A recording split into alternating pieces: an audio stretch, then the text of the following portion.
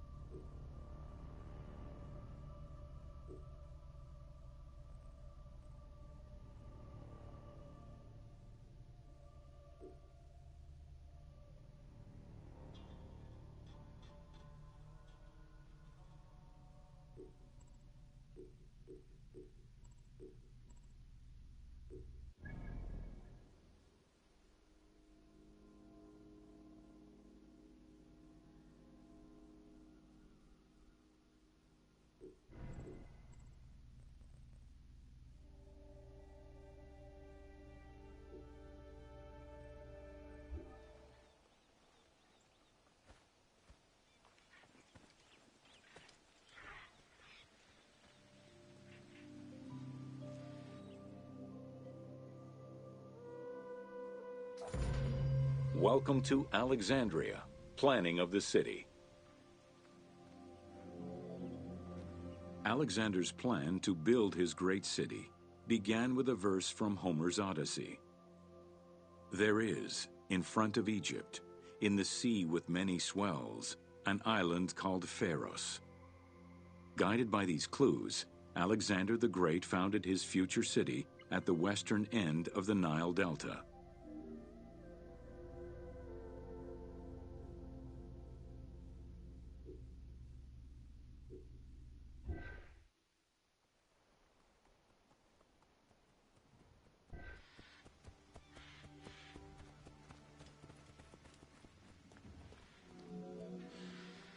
Though Alexander considered this location ideal for his great city, it presented considerable challenges. Too difficult to access during storms, the surrounding swamps threatened disease, and the limestone soil prevented the growth of healthy crops. However, due to the influence of his mentor Aristotle, Alexander the Great recognized that the true value was its strategic emplacement. Alexander knew that in controlling Pelusium to the east, Memphis to the south, and his crowning glory Alexandria to the west, he would create a triangular stronghold, allowing him to control the entire delta while giving him access to the Mediterranean.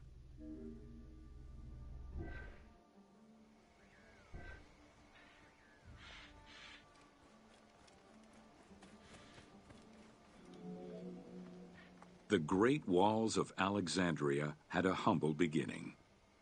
Lacking chalk to outline the future city's foundations, architects were forced to use flour instead.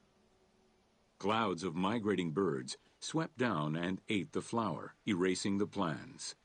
This prompted Alexander to seek guidance from the oracles, who reassured him that his future city was destined to feed a large population.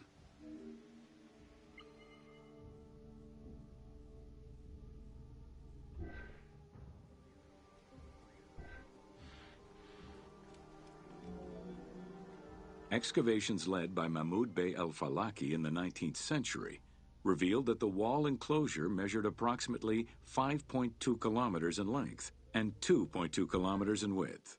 It was roughly 9 meters in height.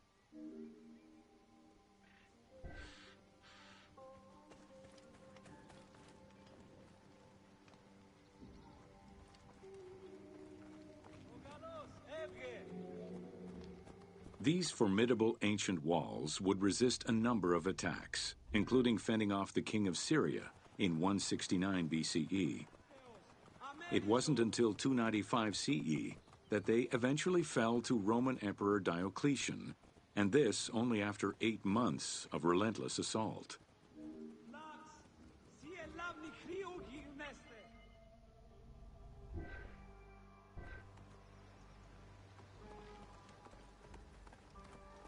Idiodin, elavni nuki gnostis.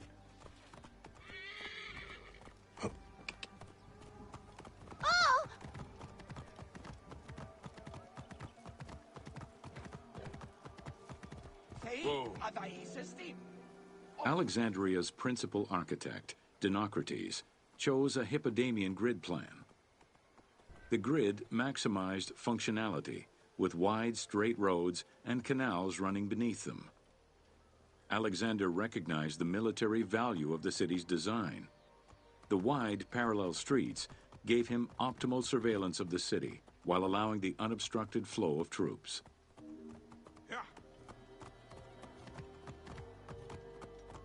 Whoa. A central corridor ran from the Mediterranean's north port down to Lake Mareotis to the south. This thoroughfare acted as an unobstructed link for commercial trade and travel between the two ports. Many of the streets were bordered with grand buildings and parks, including Canopic Street, with its impressive gate bordering the eastern end.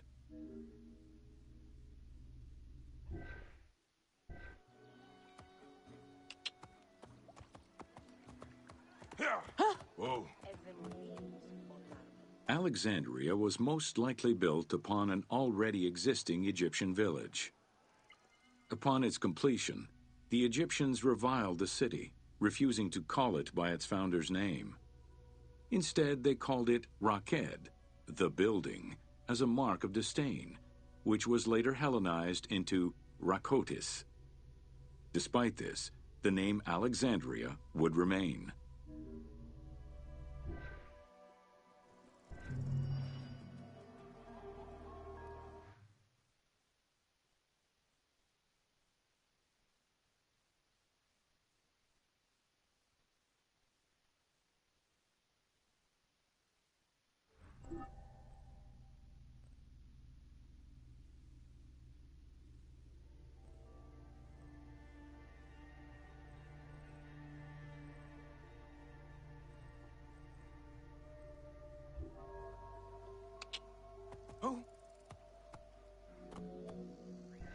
Alexandria was most likely built upon an already existing Egyptian village.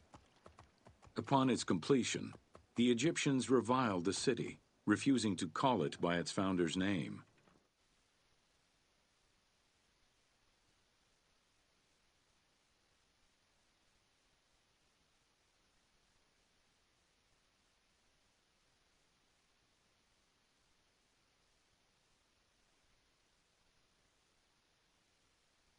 They called it Raked, the building, as a mark of disdain, which was later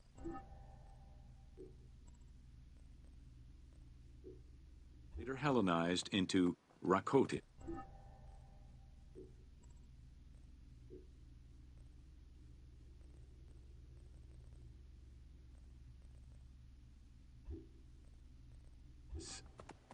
Despite this, the name Alexandria would remain.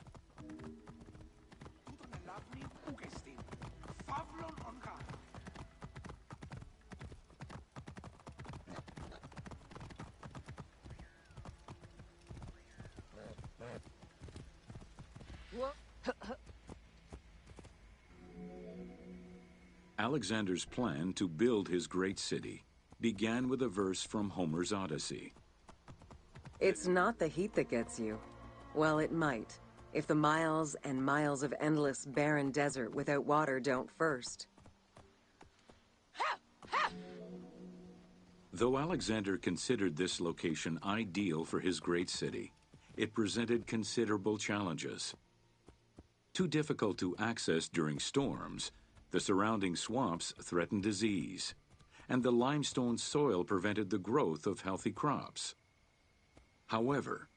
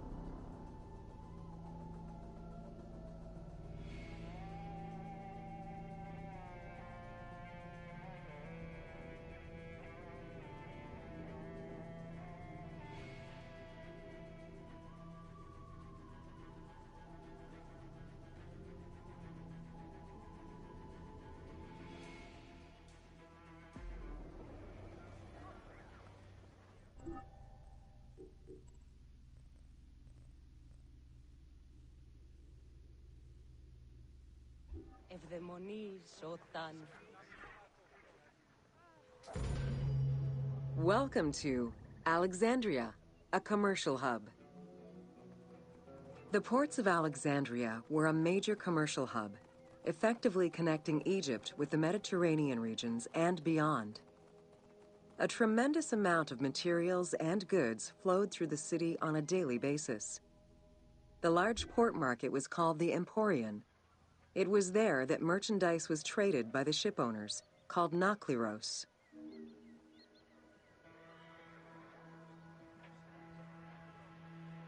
Ευδαιμονοείς, Οντάν.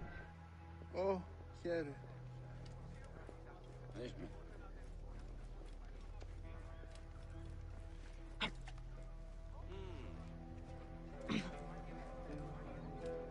Βλακών δεν είχες πάσει. Άνθρωπε αγάπη. Food and other artisan work streamed out of Egypt. Ceramics, glass, golden rings, and minted coinage. The local potters, using traditional Egyptian techniques, competed with those from abroad, and the textile industry flourished. What Egypt did not produce itself was acquired through trade, using local resources such as wheat and papyrus. Most sought after was pine wood from Syria, iron and marble from the Greek islands, gold from Spain, and exotic fruits from Europe. All this commercial activity contributed to the already decadent wealth of the city.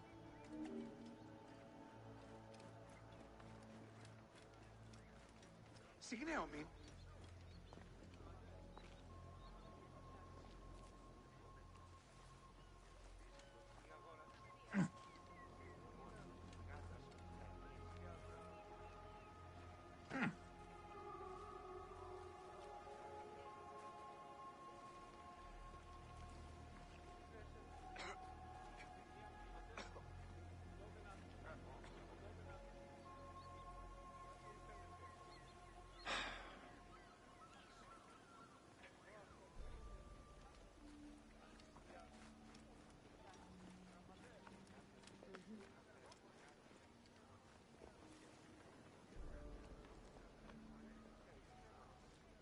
Χαίρε.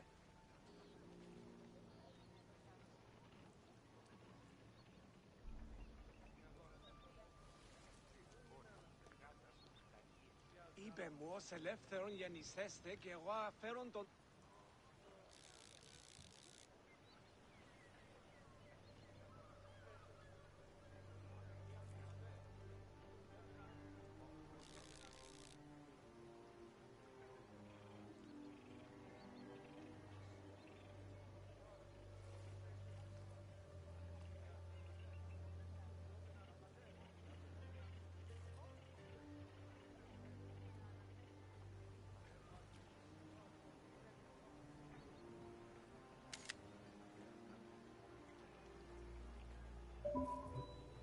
να προστάσανα εχθές.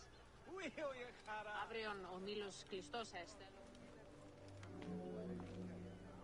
The wood imported to Port Mariotis through Alexandria's seaward ports was used in the nearby shipyards, where most of Egypt's ships were built. Employing tens of thousands of shipbuilders, the shipyards contributed to establishing the Egyptian fleet as one of the mightiest of the era. Any wood not used in shipbuilding was further disseminated through Egypt for various purposes.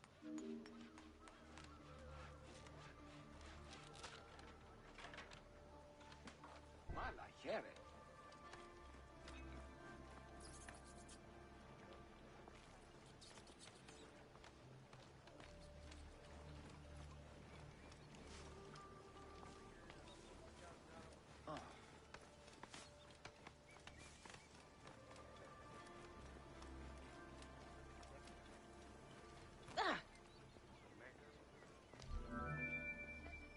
The southern port of Lake Mariotis was the biggest in Alexandria. Save for a branch angling westward, the lake's size in the Ptolemaic era was roughly 40 to 50 kilometers from north to south. Its waters were maintained by a steady runoff from the Nile. In addition to the lake, a man-made canal was created to assist in the transfer of goods from the city to the port using barges, though it is not represented in the game due to its size.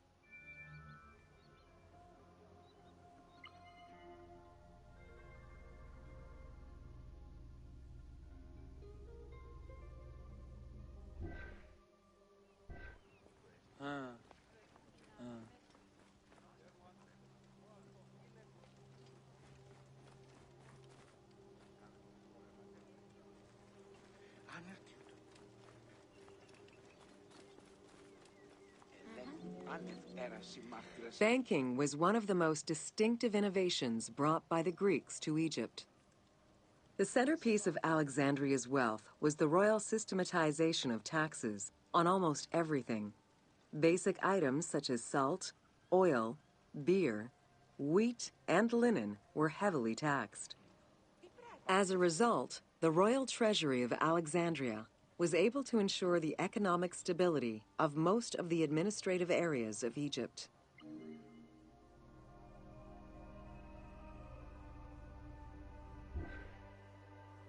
Τον γάρπεδα πάνω παταξανθέ. Νίξεν αυτό.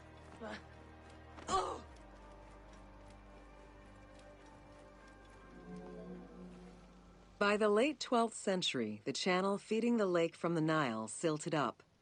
Lake Mariotis lost its connection to the Mediterranean, as well as most of its water, as the lake slowly evaporated to a fraction of its former size.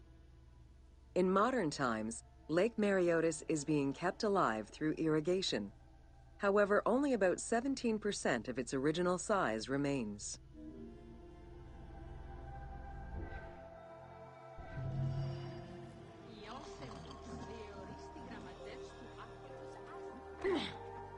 You can use a mount to cover long distances quickly.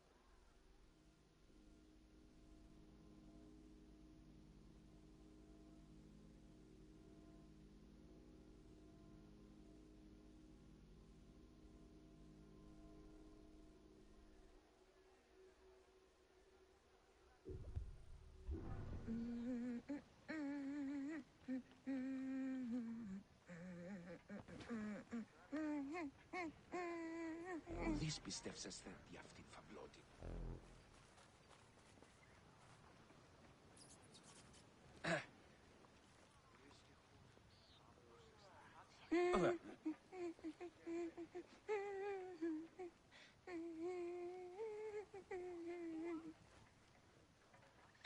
Εσούτε καλέω, εμού αφού κρασέ.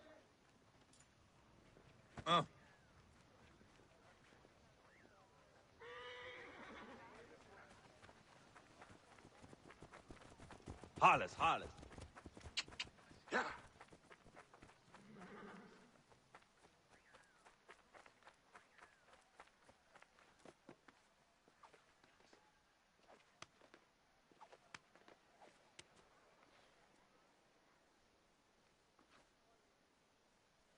Kerim.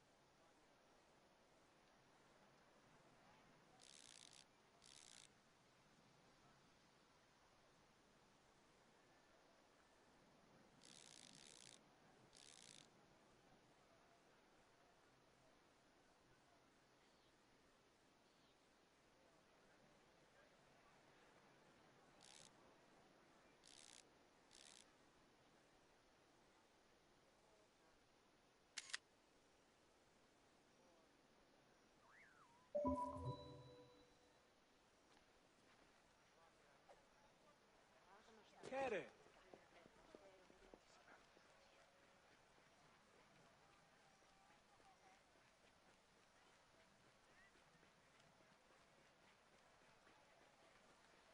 Χαίρε, τι πράττεις?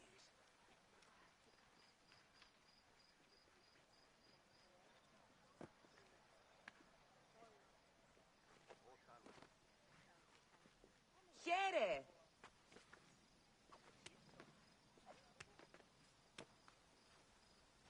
So many tours, so little time.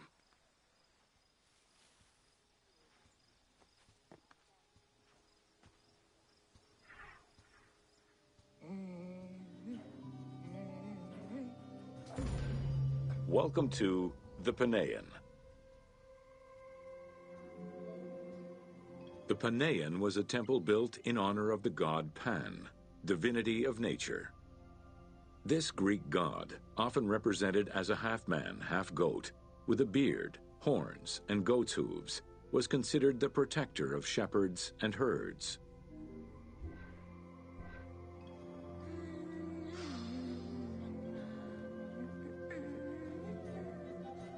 Pan's attribute was his namesake musical instrument, the pan flute.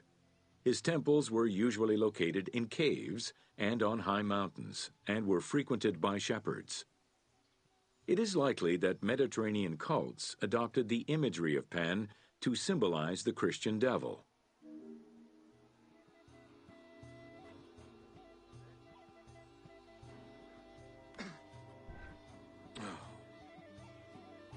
Φαύλος εστί.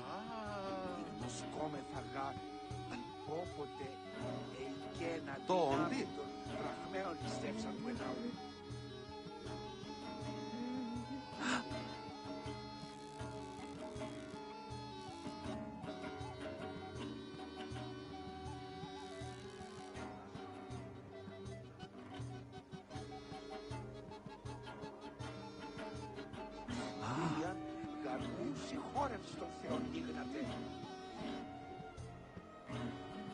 Μακαρεστείτε. Μα άπρεπον πάλι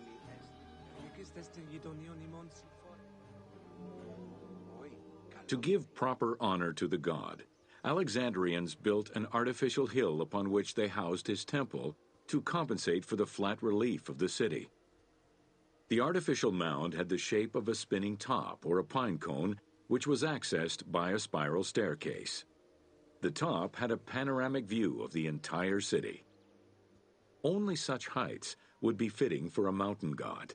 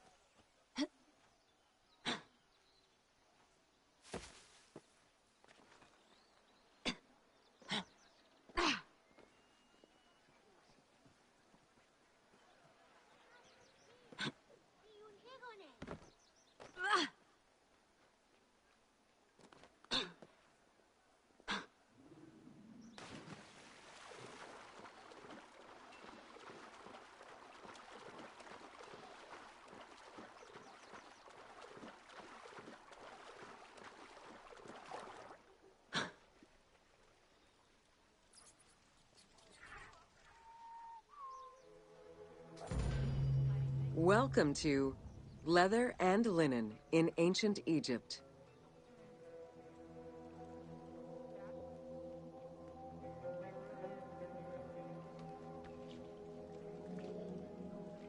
Tanning, a process which dates from prehistoric times, was present although not highly valued in Egypt due to the heat.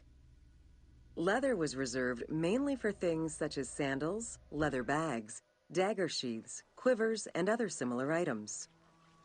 Leopard hides, unlike regular leather, were highly valued and usually worn by priests.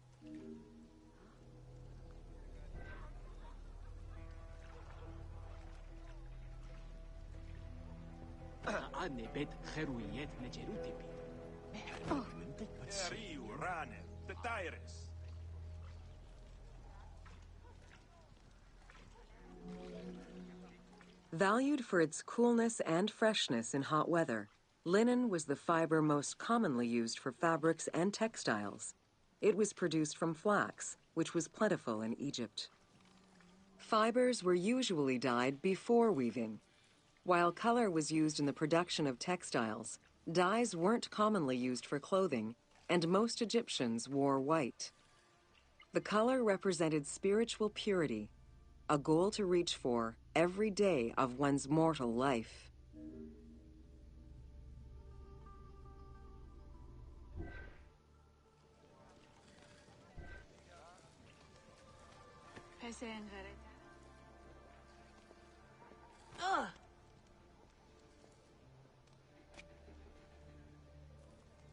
Χαίρε.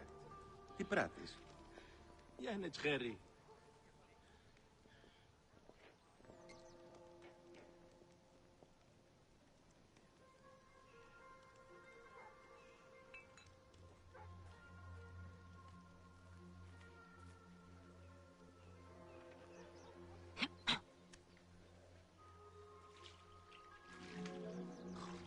Various shades were achieved using woad, a dye produced from the leaves of Isatis tinctoria. The plant was cultivated for this purpose within the Nile Delta and allowed for the creation of various colors. For example, different maceration times of the leaves would result in colors ranging from red to green, while adding in limestone shifted it to blue. During the Greco-Roman period, other ingredients were found, resulting in a wider range of colors.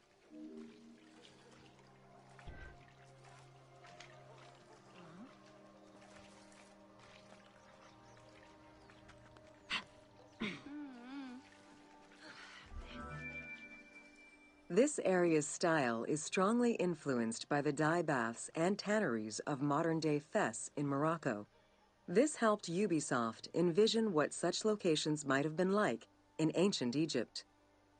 While this tannery is within the city walls, back then they were often found outside the city boundaries. The tanner's trade was considered off-putting by the Greeks, as all these operations resulted in noxious smells.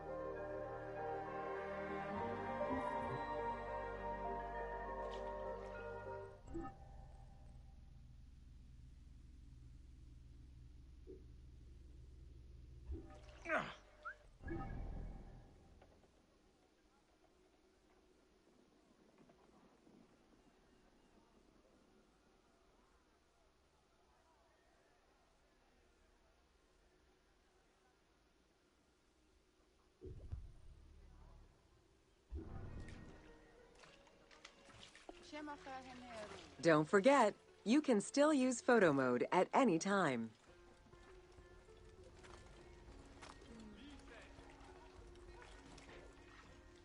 Nienko.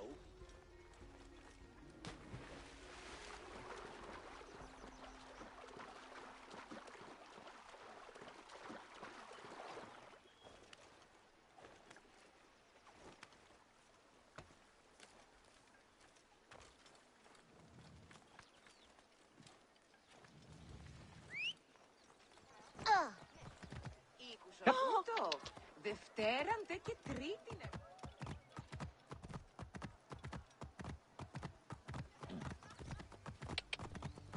Πότε διδάσκεσαι σε Ελλάδια.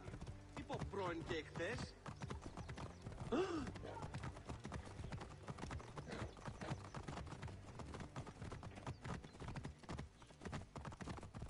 Ω, γεια! Ου κόποτας παρά του ιδίου. Ίσο θα μόνοι.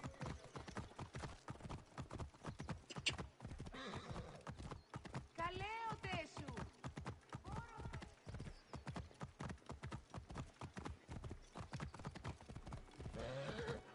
Πάμε! Δόξα της Θεής. Τετέλεσε ο κίνδυνος επιτέλους. Welcome to Alexandria, City of Celebration.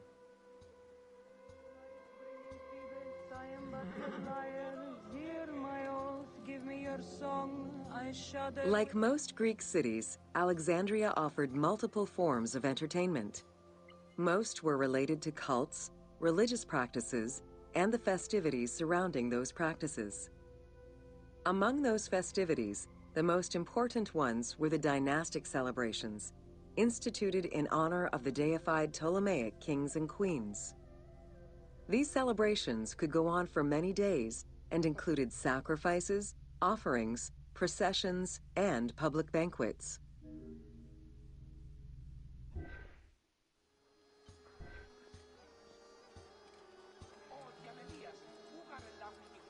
How shall I...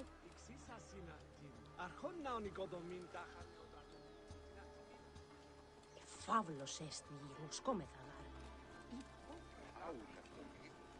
Παύλον ον χάρ.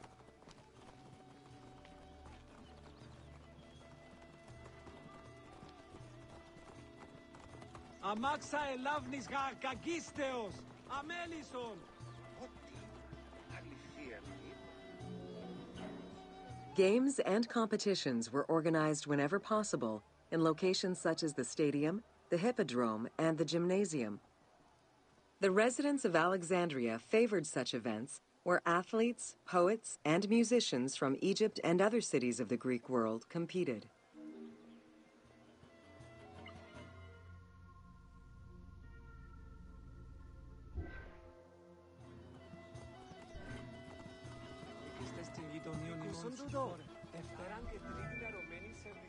Like all good Greek cities, Alexandria had a theater. The architecture of this structure is Roman in style. This is because the team duplicated a theater from Cyrene. Roman theaters were usually semicircular and built from scratch on a flat area with structures designed to enhance oration. Greek theaters were more oblong in shape, similar to a horseshoe, and favored the slopes of natural hills to support their acoustics.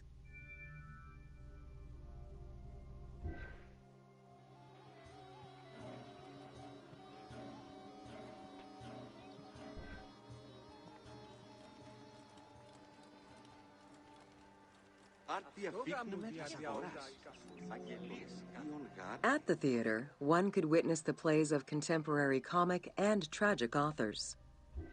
The play you are witnessing below is Menander's Dyskalos, more commonly known as the Grouch, a late and popular entry in the Greek comedies.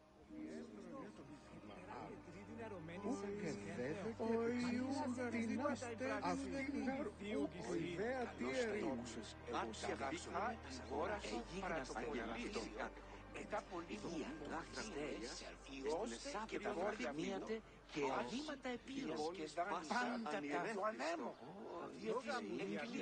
Και αυτήν λέγονε περισσότερη ορκέωση των θεών. Σίγαρε ερώτια στην ενδιαφέρον. Σύζυγον δε καταλήψαστε τάχα σαφούς νήσους πλέτε και σύζυγος οδηπούσα ή μετά τις τέκνους μετά των δραχμαίων. Οή των δυστυχή. Πατάξινα λίνους πάνη, μίζων αιματοποσαγών. Και ένα δυνάμει των παραγμένων πιστεύσα του εναού. Αυτή είναι εγγυόμενη τέξη. Λία, Ρίψαντε συγχώρευση των θεών. πράγματα αδύνατονες. Όχι, απολές και καθήν και κατόρθιση. Τα αγαθά συγχώρασος παρά το Πάντες χαριτράς τα πολύ να μην εντορκικό φιλοξενεί. Ιώστε και κόρη αυτή παρά της πέλας ηγόραζε. Γυμνίου δε πόποτε ενδύματα και αναφορεί. Και τόσο γλίτων έσουσε. Φιλάλης για άουκ αυτογίγνωστης. Εγώ συλλέξω. Ήκεν τα οικία τε και σύζυγος οδηπούσα ή μετά της τέκνης μετά των δραχμαίων. Οή τον δυστυχή.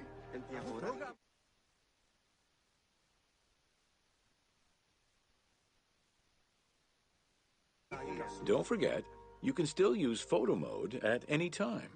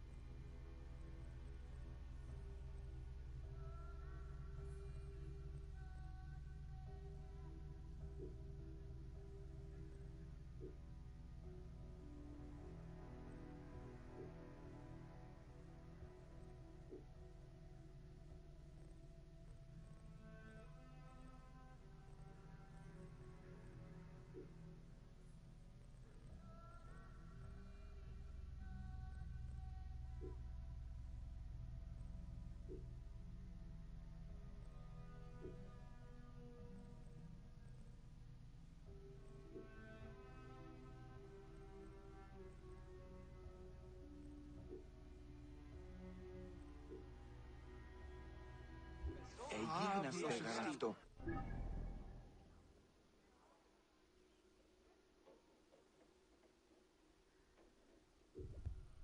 Και αυτό γεγονός είναι ουκαρι σου δίνει ορκαίωση των θεών.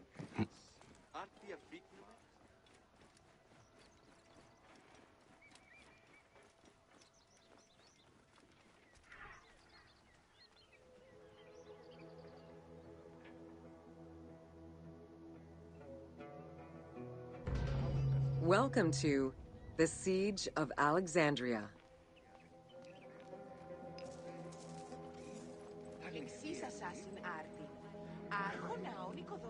Among the collection of writings attributed to Julius Caesar are his descriptions of the Siege of Alexandria, the Gallic Wars, and the commentaries on the Civil War. These archives contain information on different campaigns, the Wars of Alexandria, Africa, and Spain. Each of them recounts Caesar's military activity from 58 BCE to 45 BCE. Though Caesar's documents remain a main source of information, it's important to note that the perspective is limited. It is necessary for other historical documents to be taken into consideration to provide a better understanding of events.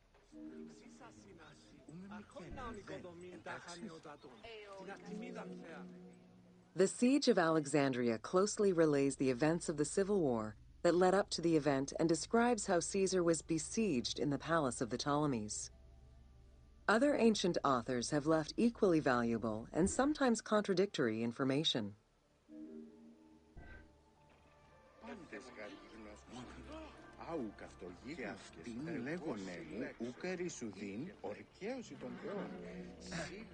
In the events leading up to the Siege of Alexandria, Cleopatra VII and her brother were fighting over control of Egypt. Young King Ptolemy XIII's regent, Pothinus, had firm control over the young pharaoh, and an outmaneuvered Cleopatra soon went into hiding. This set the stage for Pompey's arrival in Alexandria. Having lost his battle against Caesar in 48 BCE, the Roman general turned to his allies, the Egyptians, for safe harbor. But on the advice of Pothinus, Ptolemy XIII had Pompey assassinated in the hopes of earning Caesar's favor. This would turn out to be a most unfortunate decision.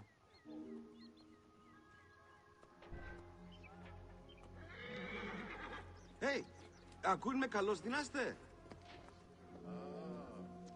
Upon his arrival in Alexandria, Caesar was presented with Pompey's head. The sight of a Roman murdered by Egyptians did not sit well with him. Caesar made his displeasure clear, ordering the return of Cleopatra, and for the siblings to resolve their differences and resume their co-rule of Egypt, as per the will of their father. Neither Pothinus nor Ptolemy XIII wished to accede to this demand. While doing his best to aggravate Caesar, Pothinus secretly plotted against the Roman ruler and sent word for Egyptian general Achilles to bring his 20,000 men to fight on his behalf. While Pothinus plotted against Caesar, Cleopatra made a bold move. Sì, où μπορώ istης? Ακούιν με?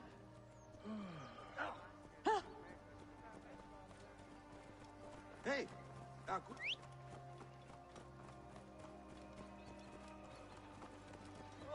Βακέχμενο! Νούνες χέντε! Sie ελάβνη χρήου γιγμέστε!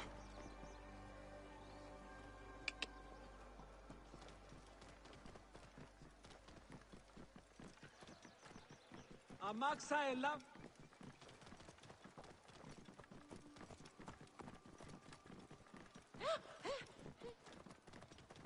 Αδαΐσισι! Γνώσιν ελάβνη ουδε πόποτε κατέχεις!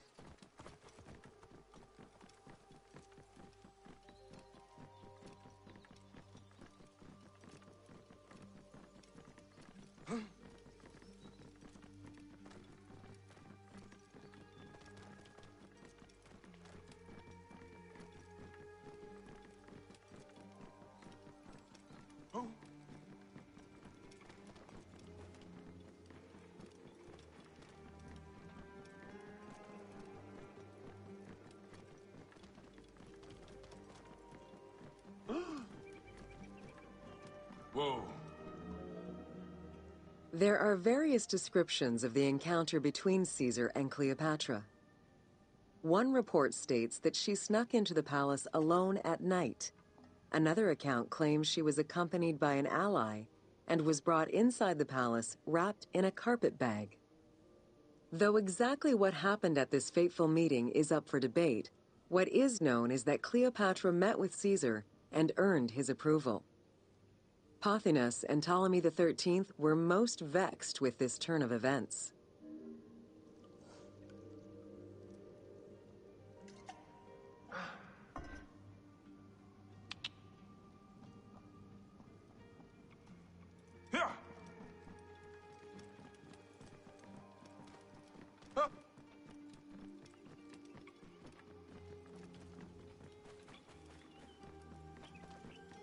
Whoa. Yeah. Huh?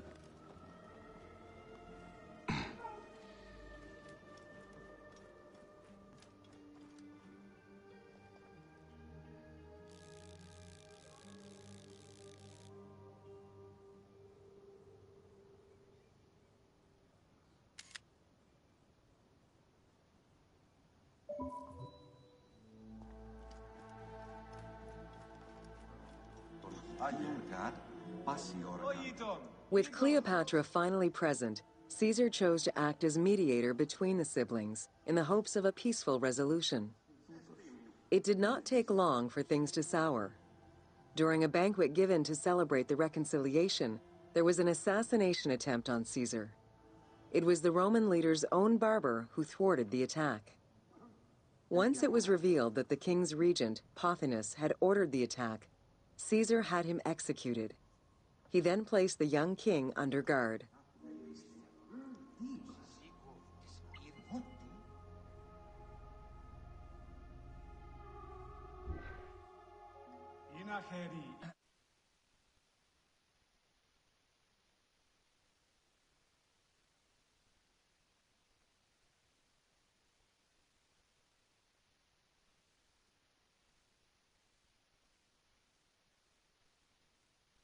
Αποφάσισε μειωθένεσσα εισφοράς για τους επαγγελματίες.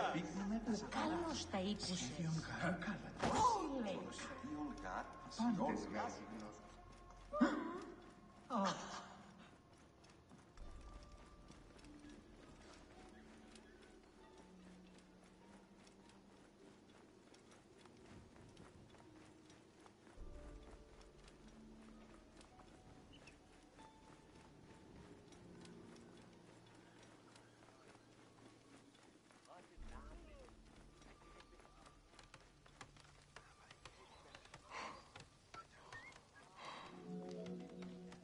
Caught within the palace with roughly 4,000 troops, and with the knowledge that the arrival of enemy forces was imminent, Caesar sent for help from Syria, Rhodes, and Cilicia. He ordered his men to dig a ditch around the palace and build a wall leading to the harbor. This would ensure Caesar's access to the sea. When Egyptian General Achillas arrived in the city with 20,000 men, the battle for Alexandria began.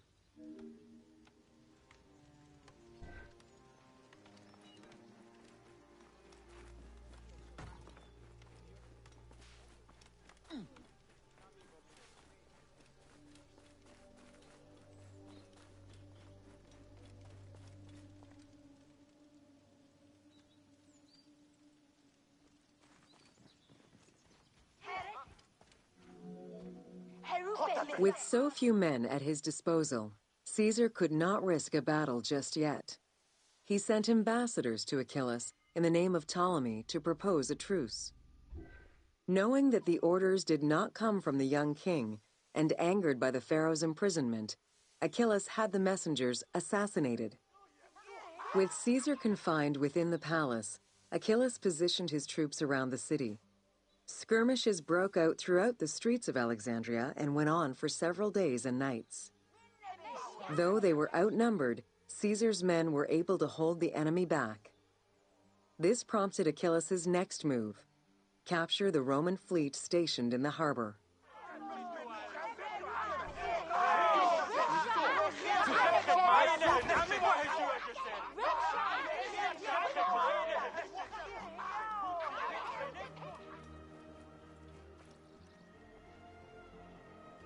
Ούκ έστεινε ο οφθαλμής σου εύθης, ο της αμελίας.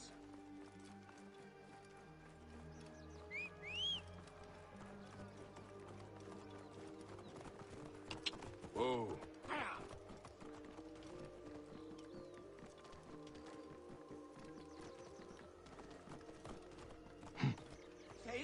Φέρε, τι πράτησες.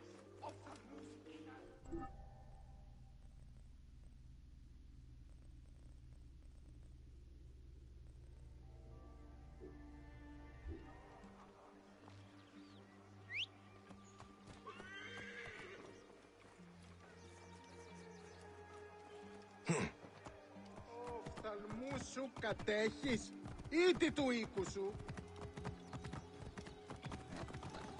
Hey! Της οφθαλμής γαρ δια νέα νέο γη. Πού χωράς, πότε διδάσκεις σε Ελλάδα. Μήπως πρώην και εχθές.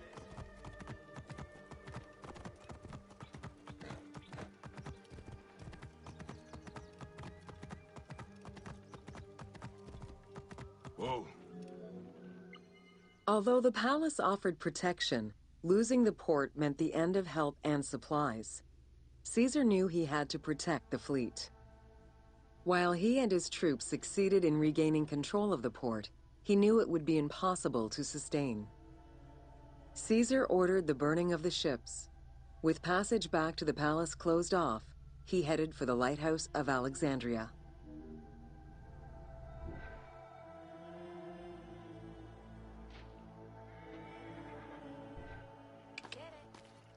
Ιδέως έχω απαντάνσει όπερ.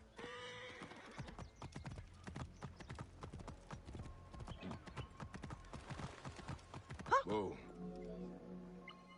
Fighting their way through the Egyptian troops, Caesar and his men eventually reached Pharis Island. There, they took refuge within the lighthouse. With easy access to the open sea, Caesar was able to send messages to his allies requesting reinforcements and more supplies. The island fort also allowed him to control access to the harbor by relying on the chains used by the Egyptians to control ship traffic to and from Alexandria's docks.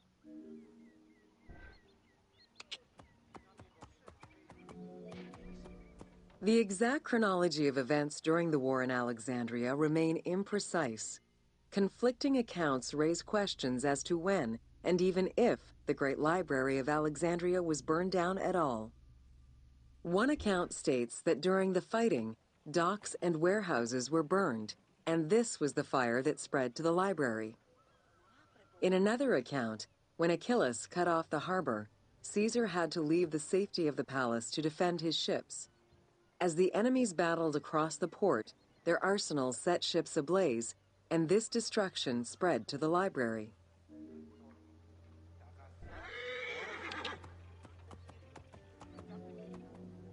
In either case, the Great Library was not completely destroyed. Experts point out that its location was too far from the harbor, and much later texts refer to the Great Library as being intact.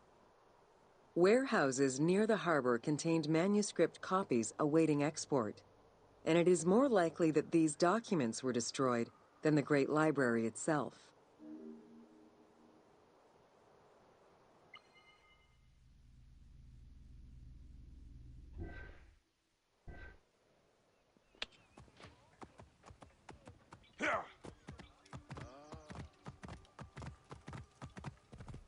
Whoa.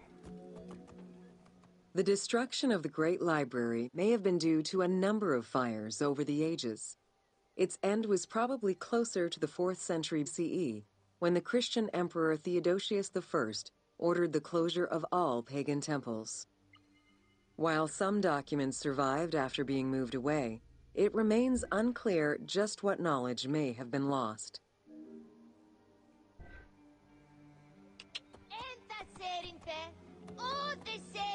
Where there are accounts of Achilles being in control of the battle against Caesar, it appears that instead Cleopatra's sister, siding with her brother, had him killed and put her ally Ganymedes in his place. Ganymedes proved a valuable tactician for the Egyptian side. It was his idea to cut Caesar's access to the harbor, thus trapping Caesar at the palace.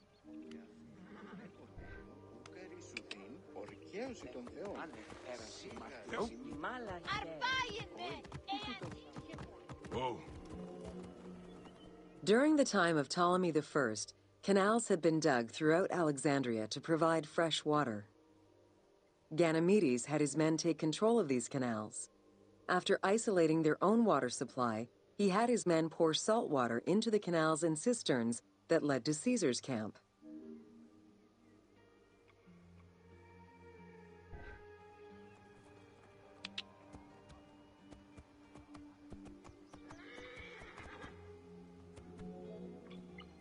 During the time of Ptolemy I, canals had been dug throughout Alexandria to provide fresh water. Ganymedes had his men take control of these canals. After isolating their own water supply, he had his men pour salt water into the canals and cisterns that led. Panic erupted in Caesar's men. They wouldn't last long without fresh water. Recognizing that the porous limestone could help them, Caesar and his men dug wells to restore their water supply. Days later, the 37th Legion, comprised of Pompey's soldiers, arrived by ship. Unable to come ashore due to the winds, Caesar risked going out to meet them on the peninsula, Cape Chersonese. When the enemy learned Caesar's location, they rushed to intercept. Despite an obvious advantage for the Alexandrians, Caesar, with a Rhodian ship full of skillful sailors, emerged victorious.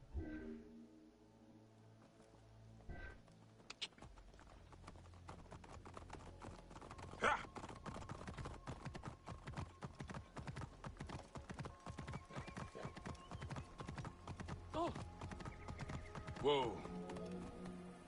With help from the Allied ships, Caesar's victory enabled him to push the Egyptians back and secure the lighthouse. Gaining control of Pharos Island sent the Alexandrians into the sea and swimming back to the city. However, Caesar's fortification of the island didn't last long. The enemy regrouped and were set to storm the island. Panic-stricken, in spite of Caesar's encouragement, many of his men then fled their posts, either by ship or jumping into the sea.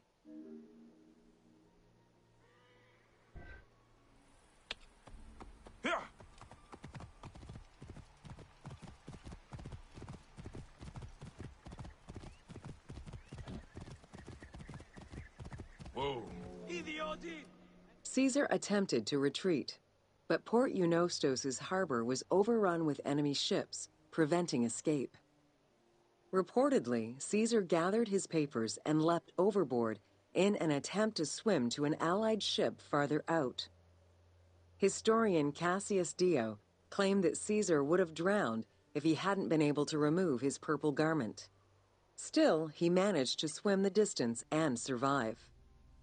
The Alexandrians recovered the cloak and used it as a trophy to commemorate the Roman debacle.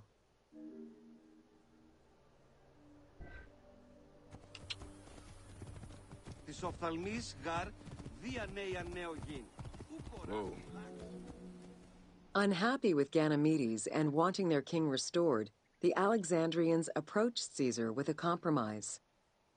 Caesar agreed to release Ptolemy XIII after entreating him to spare the kingdom and remain loyal to Rome. Once freed, however, the king defied the agreement and continued the war.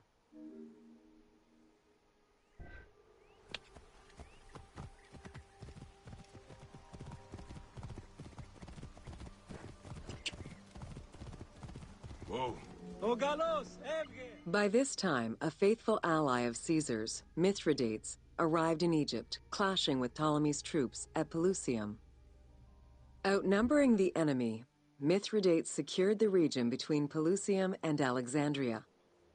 Ptolemy, warned of Caesar's ally marching on Alexandria, sent his troops to prevent passage over the river.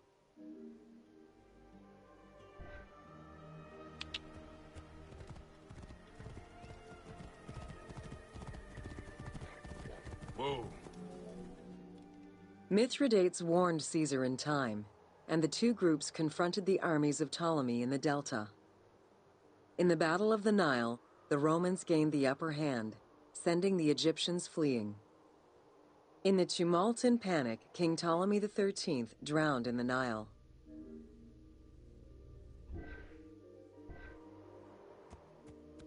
Yeah. Whoa. After the siege ended, Cleopatra VII married her younger brother, Ptolemy XIV, enabling her to reign over Egypt until 30 BCE. Under her rule, Alexandria settled into its position within the Roman Empire and eventually surpassed Athens as one of the most important cities in the Roman Empire. Julius Caesar remained in Egypt for a short time. He and Cleopatra would later have a son named Caesarion.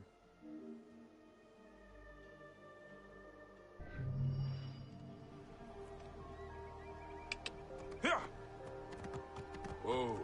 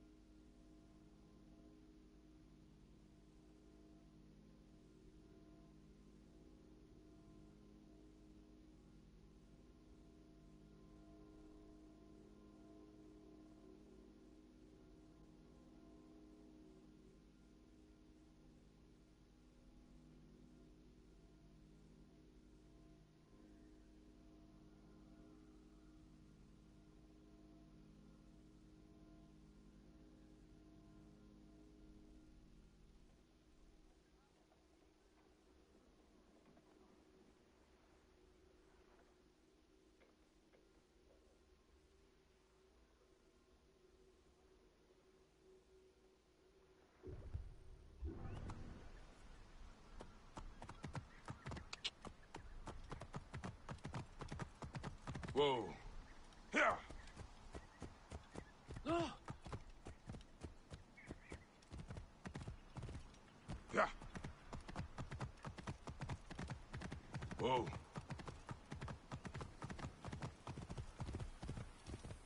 Yeah.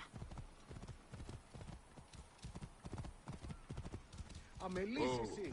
Πού καλάβνεις.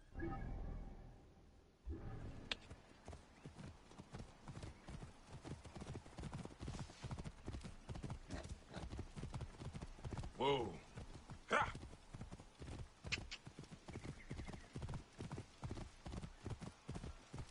Don't forget, you can still use photo mode at any time.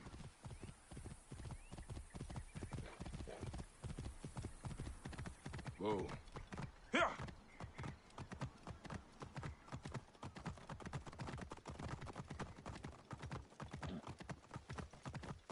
Whoa. Ιδιότην! Ελάβνη νούκι γνώστης!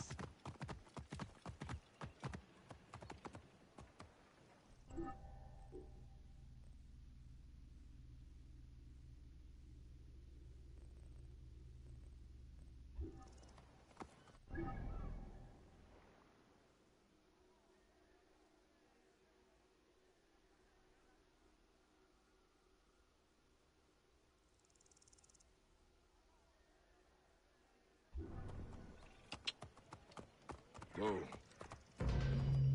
Welcome to the Islands of Pharis. The Heptastadion was a bridge-like causeway connecting the island of Pharis to mainland Alexandria. Its name is based on the Greek terms of measurement, hepta, meaning 7, and stadion, which is a measure of length of roughly 180 meters.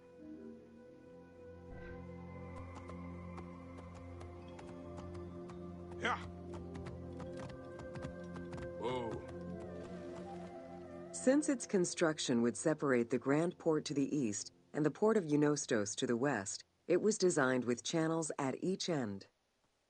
These openings allowed passage from one port to the other.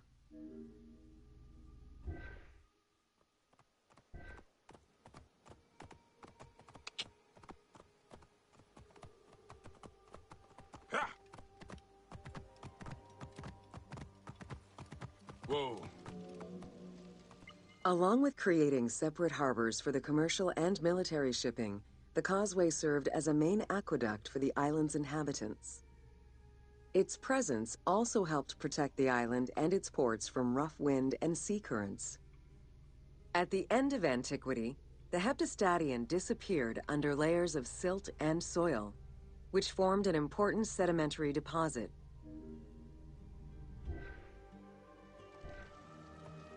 Yeah.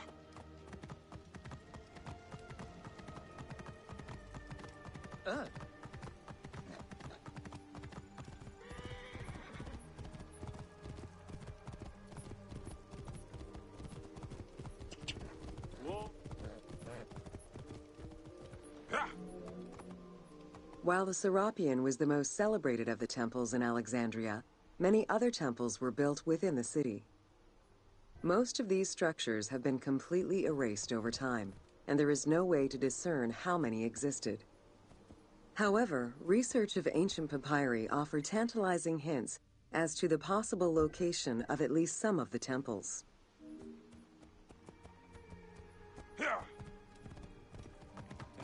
Whoa. Both papyri and coins reveal evidence of many temples built for the gods. Poseidon, the god of the sea, likely had an edifice in his honor west of this island, as well as on the mainland. This temple next to you is dedicated to Isis Pharia, the divine protector of the lighthouse. This location hosted annual celebrations in the month of April, known as the Sacrum Pharia, in connection to the lighthouse. In her incarnation as Isis Fortuna, the goddess carries a rudder and a cornucopia, both symbols of good luck for navigators.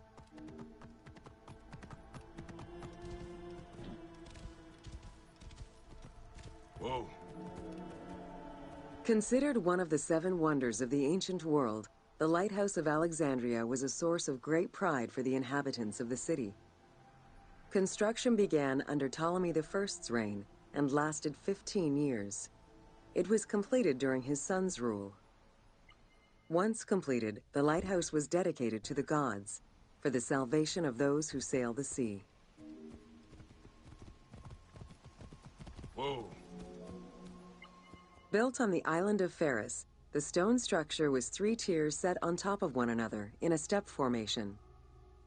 The second floor consisted of an octagonal tower, and the top floor was a cylindrical tower topped by a statue. The interior provided space for staff rooms and a ramp which allowed the transport of fuel to the upper floors.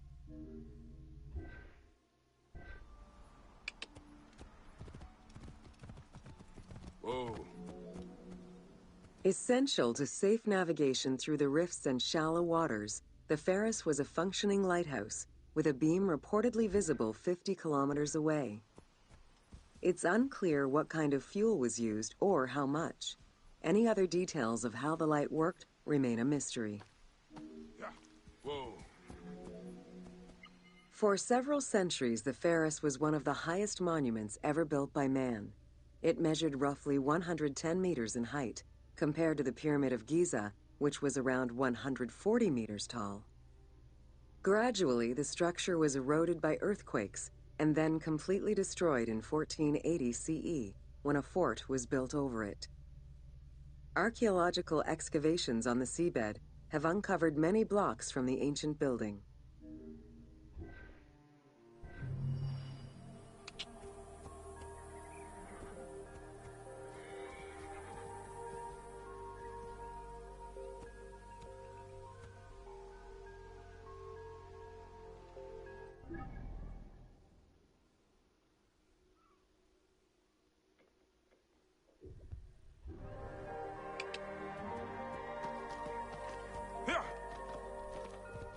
Whoa.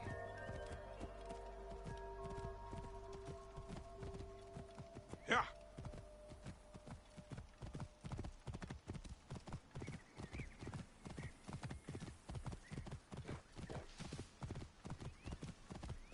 Whoa.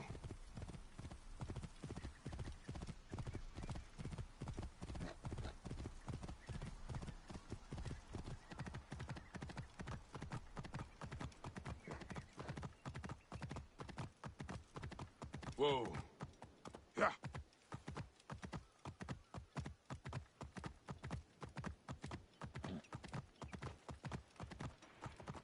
Yeah.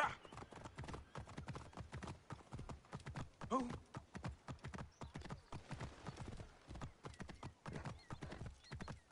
Whoa. Welcome to Education in Alexandria. The education of young Alexandrians did not differ from the one generally dispensed elsewhere in ancient Greece. At the age of 7, the child was taken in charge by a tutor, who then became responsible for instilling an elementary education as well as good moral principles.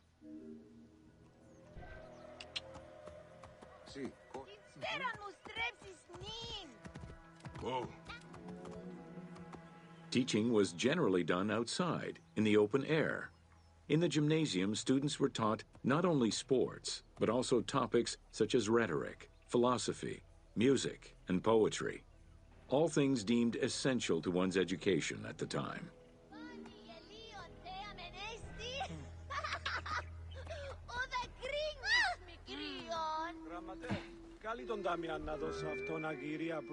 Here, both girls and boys are shown attending a class given by one of the rhetoricians of the era. The team made the choice to show both genders attending class within the context of the game world. Even though it is historically inaccurate, the team felt it was not necessary to prioritize historical sexism over inclusive gameplay.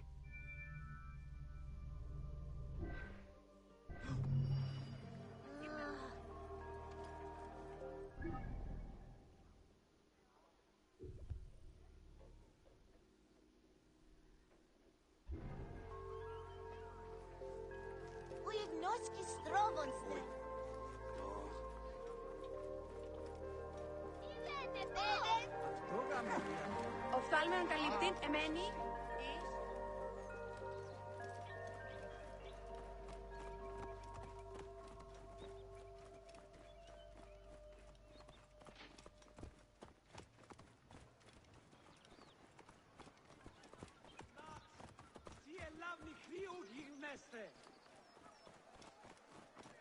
Ευδαιμονή Σωτάν. Welcome to the Moseon of Alexandria.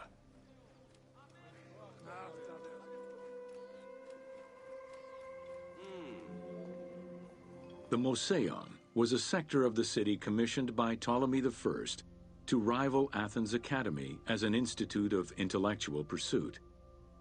Dedicated to the 9 inspiring muses, the Moseon became a great center for philosophical and scientific enlightenment. It welcomed scholars from many kingdoms, inviting them to share knowledge in literature, science, and geography.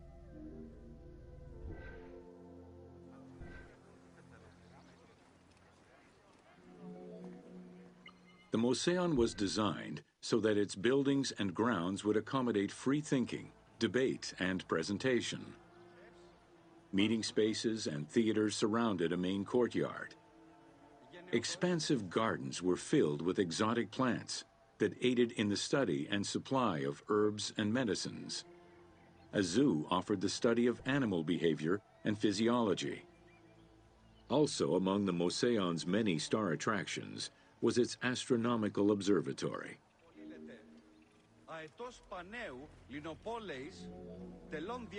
Herophilus was a physician who lived most of his life in Alexandria. He was able to perform the dissection of human cadavers on a large scale due to the permissiveness of the city in such matters. Among many other discoveries, he learned that the brain was central to the human nervous system. He also extensively mapped the blood system and measured the pulse with the aid of a water clock. It is reported that in his thirst to understand human anatomy, he performed 600 vivisections on live prisoners.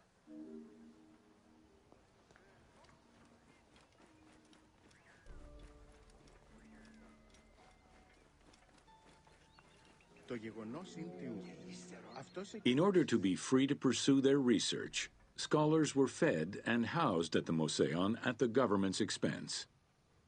This freedom provided Alexandria's scholars a meeting space for intellectual pursuits and a haven for spiritual peace.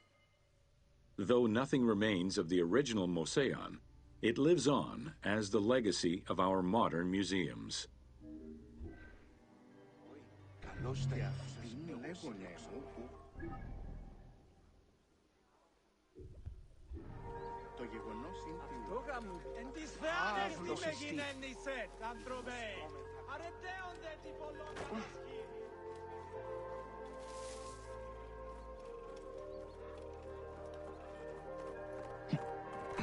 So many tours, so little time.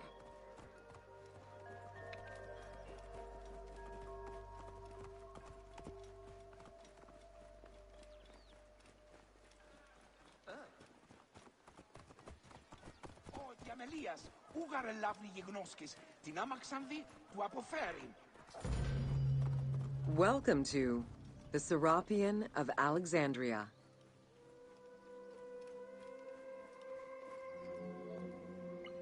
In a city of numerous magnificent attractions, the Serapion was considered to be the most beautiful temple of Alexandria. Located southwest of the city on a small hill known as the Acropolis, the sanctuary was constructed during the reign of Ptolemy III, upon foundations which had existed since the reign of Ptolemy I Soter.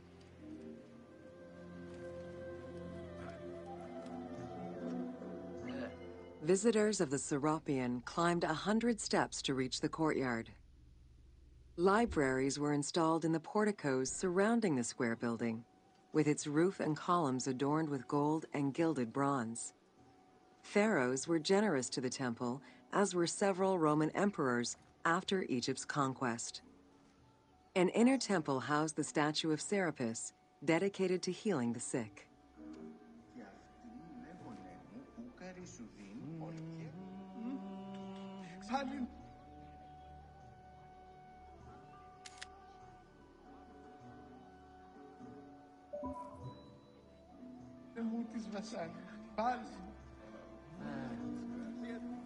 Πάντες γάργοι γνώσκους εν φιλαργύρια.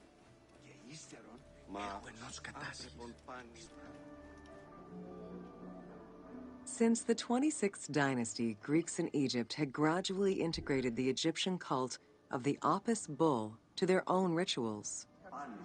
With the establishment of the Ptolemaic dynasty, the cult of Apis was further integrated into Greek religion. During his rule, Ptolemy I chose to merge Egyptian and Hellenic gods into a syncretic divinity named Serapis. This name was the result of the amalgamation of Osiris and Apis. With this new deity, the Ptolemaic dynasty managed to accommodate similar belief sets for two different cultures, bringing about a new dynastic cult.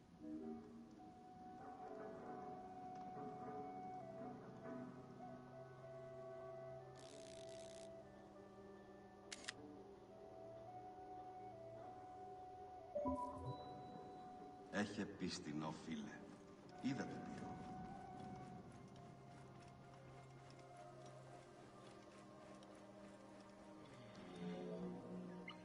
Serapis was also associated to other deities, including Asclepius, a Greek god of healing. It is possible that, as with the Serapis Temple of Canopus, the sick would visit this sanctuary, sleeping there overnight in the hopes of being healed within its hallowed halls. Φλακών δεν ήθος πάσα του, Okay.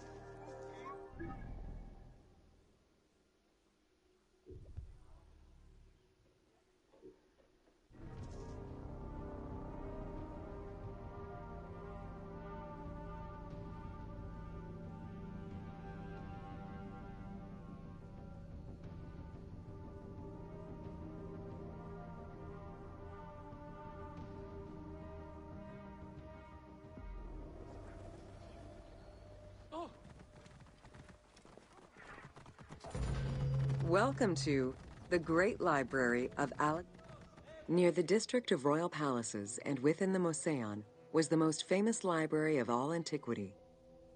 The Library of Alexandria was built to house all of human knowledge. At its pinnacle, the library was believed to contain over 700,000 parchments.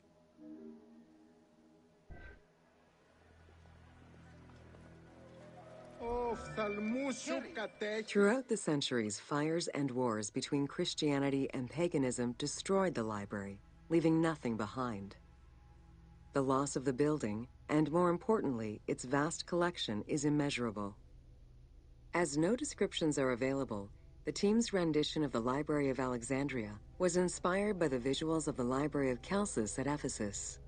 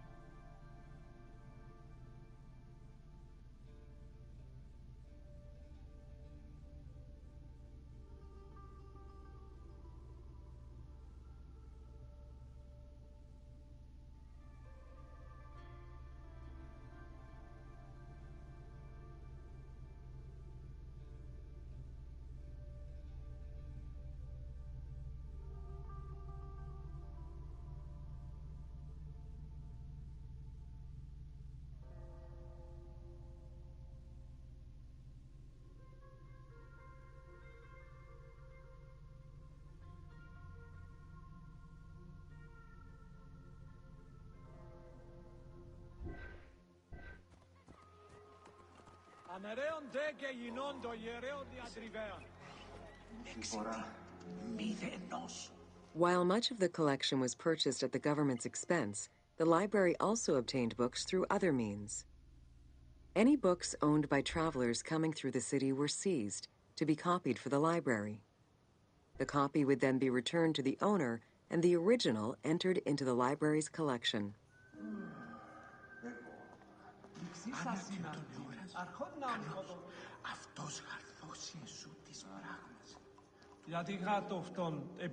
Alexandria offered unrivaled intellectual and cultural attractions. Eminent scholars from Athens, Rhodes, and other Greek centers traveled to the city to learn and engage with other free thinkers. Both the Mouseion and the library were at the center of groundbreaking ideas and creative expression.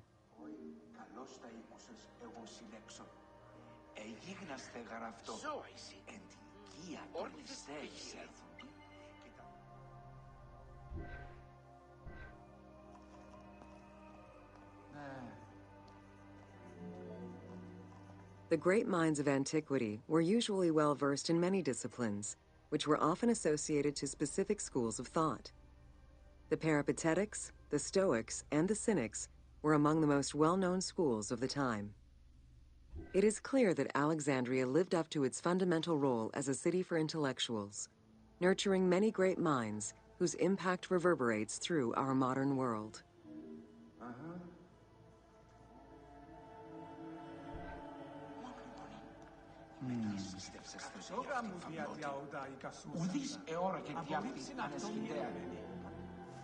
Hypatia of Alexandria was a Greek mathematician, philosopher, astronomer, and inventor. Though born in Greece, she eventually migrated to Alexandria, like many great minds of the time. It is there that she became the head of the Neoplatonist school of Alexandria. From most accounts, she was highly respected by her fellow Alexandrians, both as a teacher and a philosopher. With her death, the age of great ancient scientific discoveries came to an end. Callimachus was born in Cyrene and educated in Athens. After his studies, he moved to Alexandria to work in the great library. A poet and a critic, he strongly rejected the epic format of Homeric poems and instead fervently supported a shorter, more judiciously formulated style of poetry. His epigrams and elegiac poems were emulated by later poets. His work was extremely popular, second only to Homer's own works.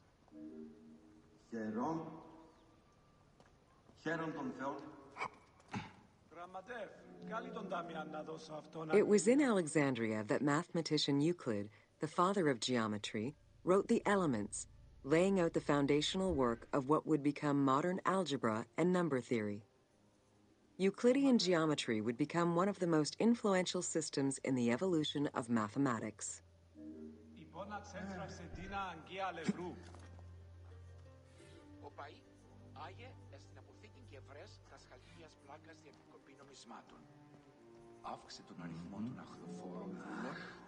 How do you calculate the circumference of the Earth with a camel, 2 sticks, and shadows cast by the sun?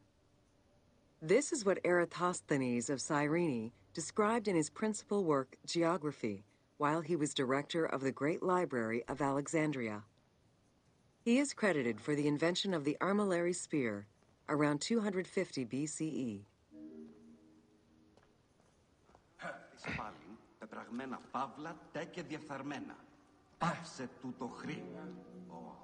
The earliest known and most complete armillary sphere of antiquity was the Meteoroscopion of Alexandria, with an imposing 9 rings compared to the 3 or 4 of most other astrolabes. Known as the zodiac Krikatoi amongst the Greeks, the Meteoroscopion was used to determine the location of celestial bodies around the Earth. Every self-respecting astronomer of antiquity would have sought to use this tool to better understand the celestial movements.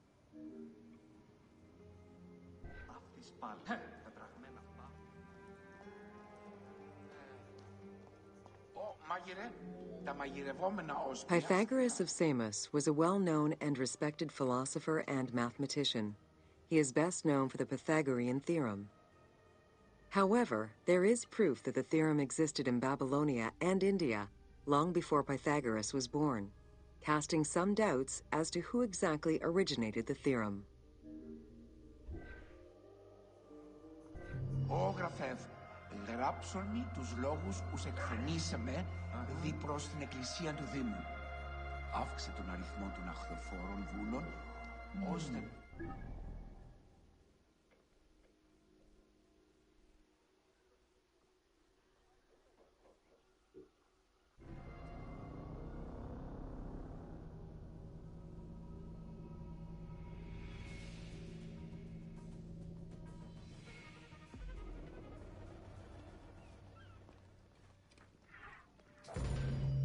Welcome to Cleopatra, Queen of Egypt.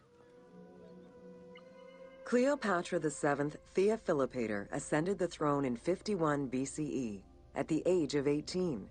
Though her early attempts to maintain power were often challenged, she eventually prevailed and became the sole ruler of Egypt. According to Plutarch, she was the only Ptolemaic pharaoh to speak the Egyptian language. Her intelligence, coupled with a good education and a great political mind, allowed her to make the alliances necessary to maintain the independence of Egypt while Rome was becoming a Mediterranean empire.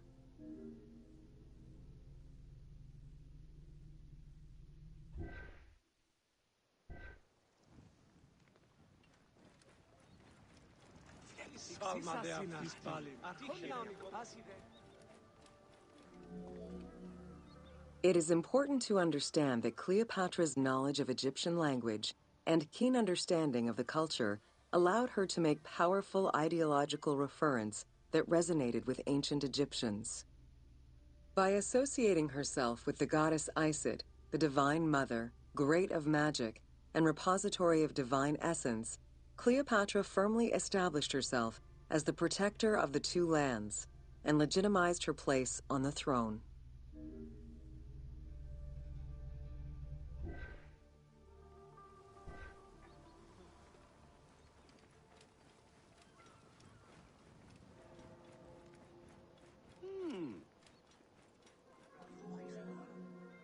Upon his death in 51 BCE, Ptolemy XII Aulus bequeathed his kingdom to his daughter and eldest son, Cleopatra VII and Ptolemy XIII. As was custom, the siblings were married. The new pharaoh was 10 years old, his sister wife 17. The early years of their reign were not easy. Between 50 and 48 BCE, droughts and floods aggravated Egypt's problems. General Achilles and the royal advisor Pothinos kept intervening in the young ruler's political decisions and eventually colluded to turn Ptolemy XIII against Cleopatra. By 48 BCE, Cleopatra was in exile.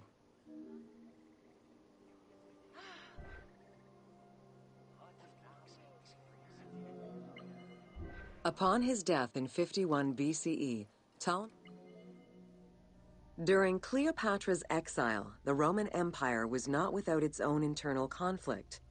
Caesar and Pompey were at war with one another, and after his defeat in 48 BCE, Pompey fled to Alexandria in the hope of finding refuge. This turned out to be an unwise decision. Listening to his advisors, Ptolemy XIII elected to have Pompey assassinated, his head kept as a gift, in the hopes of acquiring Caesar's favor. This gambit backfired. Instead of earning approval, the murder of a Roman greatly angered Caesar.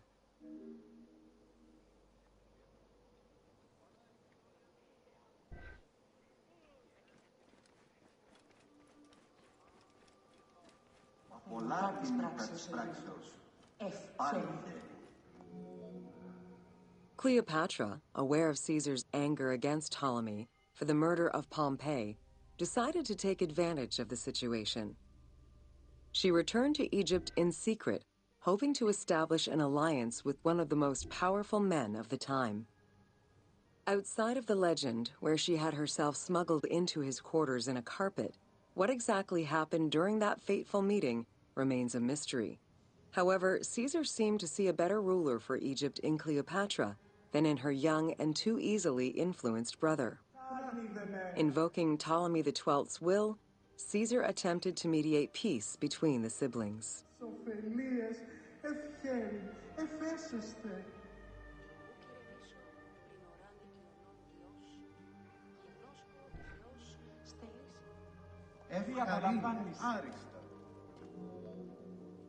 Ptolemy XIII was enraged by the turn of events, and his advisors were none too happy to see Cleopatra return. Urged on by General Achillas and Pothinos, the young pharaoh plotted against Caesar and Cleopatra, resulting in the siege of Alexandria in 47 BCE. It was in March 47 BCE that Caesar defeated Ptolemy XIII's forces. The young pharaoh drowned in the Nile after having fled the battlefield. With her opponents dead or powerless, Cleopatra married her other much younger brother, Ptolemy XIV, and finally claimed the throne of Egypt for good. The end of the Alexandrian War also cemented the romantic and political alliance between Cleopatra and Caesar.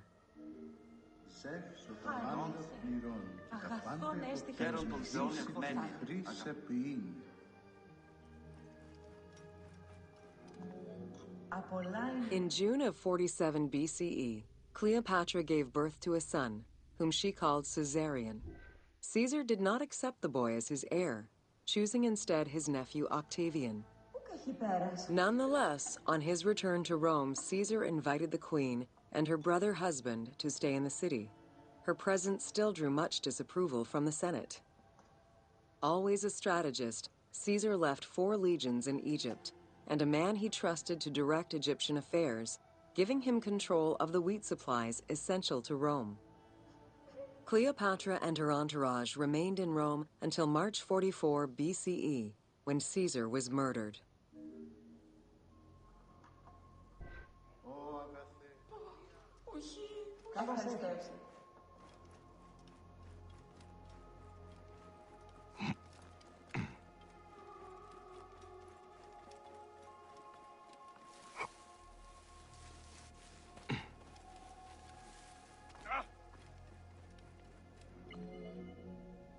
Caesar's most faithful ally, Mark Antony, often visited the Queen of Egypt during his stay in Rome. Unlike most, he recognized the legitimacy of Caesarion, the natural son of Caesar. Antony knew he would need the riches of Egypt in order to fight Octavian and claim the Roman Empire. Cleopatra, in return, saw a powerful ally. In the winter of 41 BCE, she arranged a sumptuous tour of Egypt by boat to show Antony the wealth of her country and the power she held as its ruler. A romantic and political relationship followed. The Roman Senate was once again most displeased. To calm spirits in Rome, Antony married Octavia, sister of Octavian.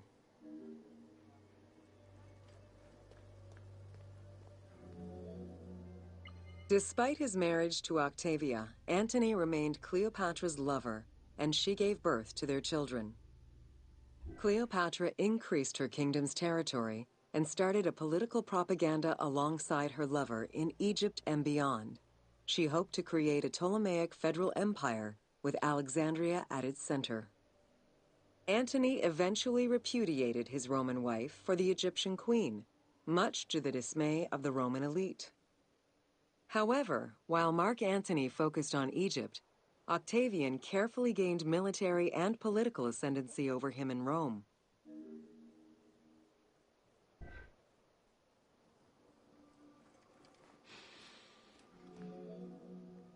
Octavian managed his own propaganda campaign and succeeded. The Roman people hated Mark Antony and Cleopatra. To avoid the censure still inherent in attacking a fellow Roman, Octavian simply declared war against Egypt. Rome's power still reigned supreme. The powerful Egyptian fleet, led by Cleopatra as well as Mark Antony's forces, were defeated in 31 BCE in Actium. Octavian arrived in Egypt in 30 BCE to formalize his victory.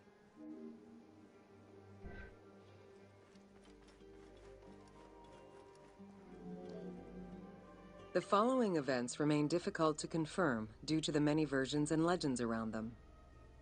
It is believed that after hearing a rumor about Cleopatra's suicide, Mark Antony committed suicide himself. He was brought to the Queen as he slowly passed away.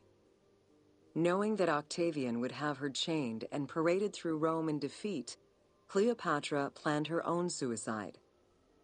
She most likely killed herself with arsenic, though admittedly, the version where she uses an asp to deliver a fatal bite may be considered more dramatic.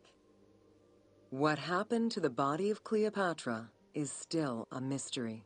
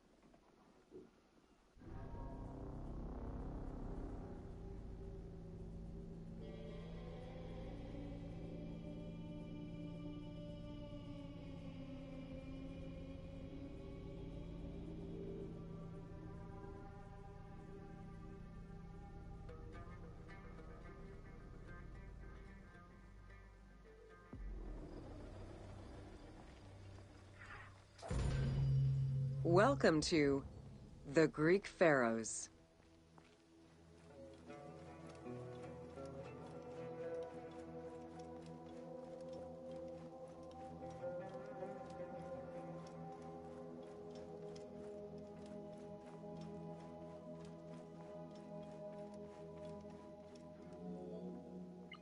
Pharaohs were considered divine incarnations of the gods.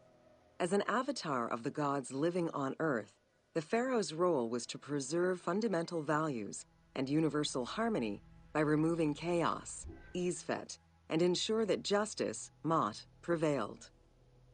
The pharaoh, by divine ancestry and through multiple offerings, was the bond that unites the world of men to the world of the gods and allows the maintenance of the cosmic order.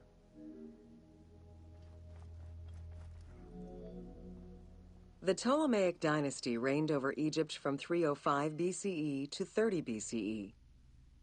The dynasty was called the Ptolemies of the Lagids, in recognition of the founder of the dynasty, Ptolemy Lagos, a Greek general and close friend of Alexander the Great. While Macedonian, Ptolemy Lagos understood that to be accepted by the Egyptian people, he would have to adopt their traditions. Upon assuming the title of pharaoh, he changed his name to Ptolemy I Soter, meaning savior.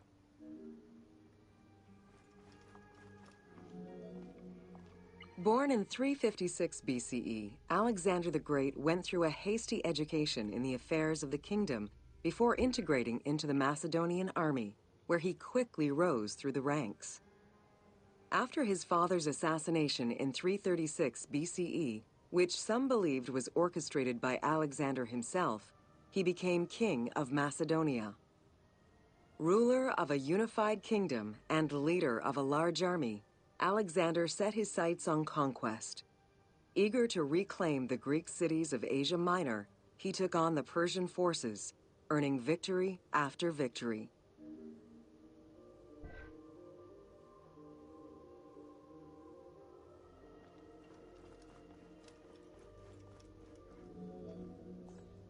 Ever victorious, Alexander the Great marched on, laying siege to city after city until he reached Egypt, where the Persians were defeated yet again. Viewed as a liberator by the Egyptian people, Alexander decided to become pharaoh in due form. He traveled to Thebes to make a sacrifice to Apis, then went to the oasis of Siwa, where he was proclaimed son of Amun.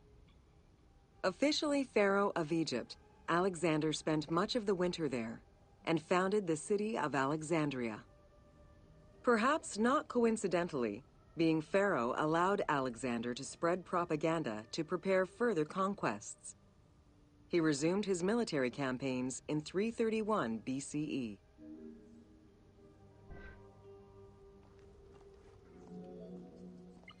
On his deathbed in 323 BCE, Alexander the Great gifted the satrapy of Egypt to Ptolemy Lagos.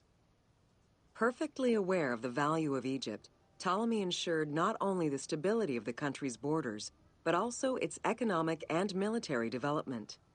At the same time, he worked with the Egyptian elite to maintain the internal order of the country. By 305 BCE, Ptolemy, well respected both in Egypt and in the Mediterranean, was at the head of the largest fleet of the Hellenistic world. Ptolemy officially took the title of Pharaoh of Egypt in January 304 BCE, on the anniversary of Alexander the Great's death.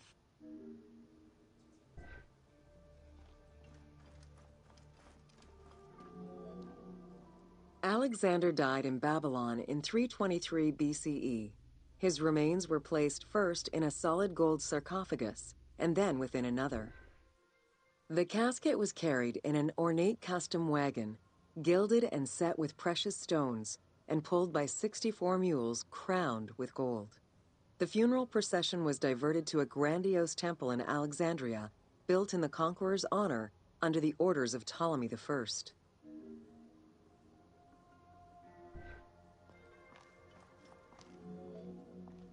Julius Caesar visited Alexander's tomb at the capture of Alexandria, and the Roman Emperor Augustus reportedly placed flowers there. However, though many powerful leaders claim to have visited it, the tomb's location has gone missing from history. Some accounts do state that the golden coffin was replaced by a glass sarcophagus, probably by Ptolemy X. It is also implied that Cleopatra may have plundered the tomb in a time of financial crisis.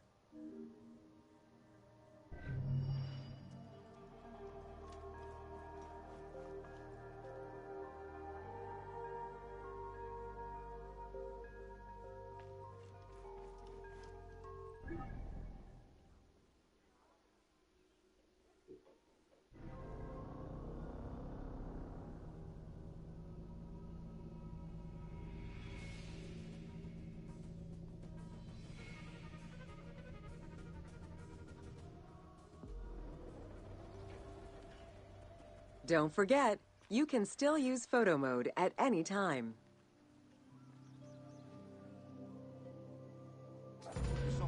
Welcome to Introduction to Alexandria. After conquering Egypt in 331 BCE, Alexander the Great decided to build a new city, which, as per his habit, he named after himself. After his death, Alexandria quickly became the capital city of the Ptolemaic kingdom and the most important city of the Greek world.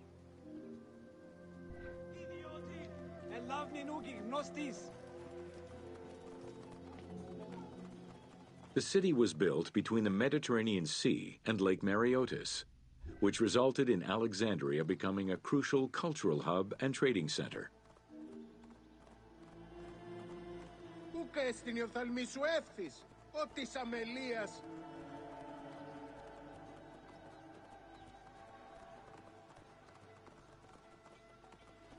Εσού ελάβνην ου γιγνοσκόμην γε, κεις βέλτιστος.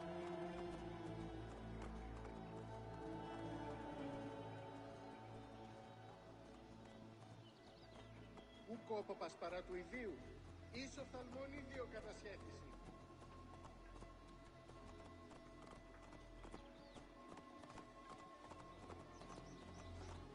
Βλάξ, σι ελάβνη χρήου γιγνέστε.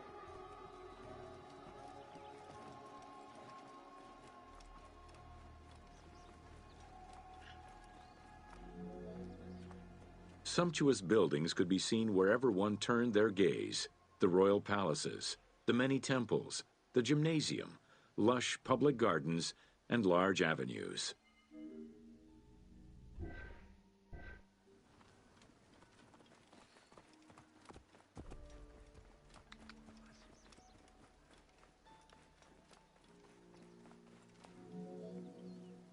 With its incomparable beauty and advantageous geographic location, Alexandria attracted foreigners, intellectuals, and traders. One of the most cosmopolitan cities of the ancient world, Alexandria supplanted even Athens as the most important Greek city in history.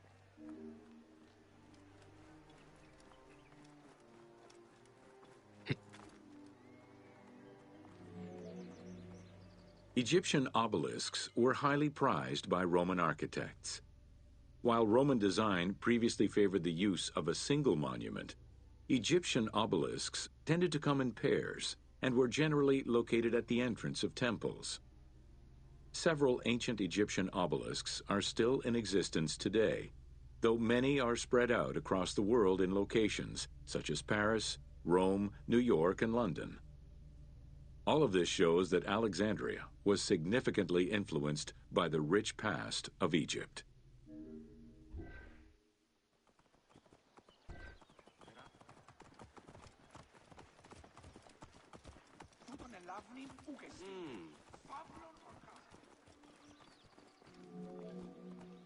Alexandria had several main streets. Its most famous artery was the Canopic Way. It was lined with sumptuous buildings, houses, and temples, and was roughly 8 kilometers in length. This street was one of the most important shipping entrances to Alexandria and often hosted processions and festivals.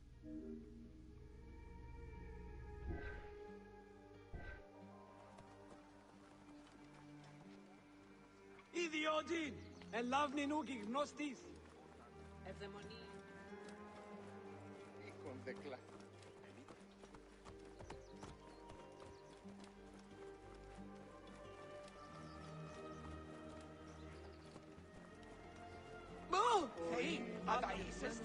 The width of the street, 30 meters, was abnormally large even by Greek standards.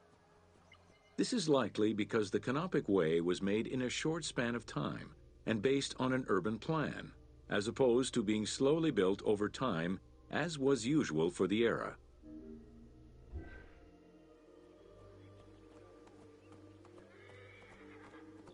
Vlax, si ελάβνη χρήου γιγνέστε.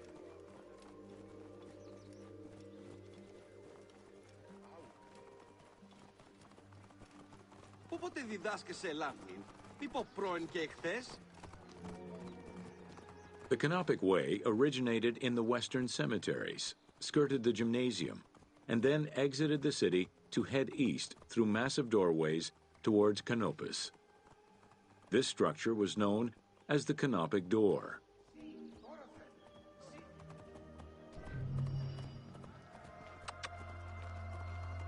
Εάν μη άκουσον δύνασε...